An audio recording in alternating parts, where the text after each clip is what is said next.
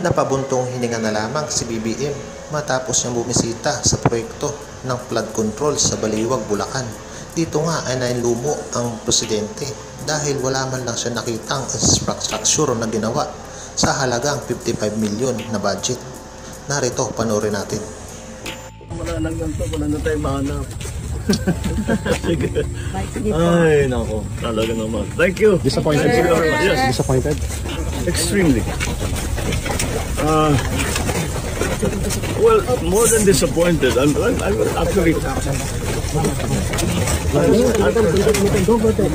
I'm getting very angry. It's what's happening. Dahil nakaka... Paano naman? Wala talaga. 220 meters, 55 billion. Completed ang record ng Public Works. Walang ginawa, kahit isang araw hindi nagtrabaho, wala kang makita, puntahan ninyo, wala kayong makita kahit na ano. Tuloy-tuloy ang pagbaha doon sa kabila.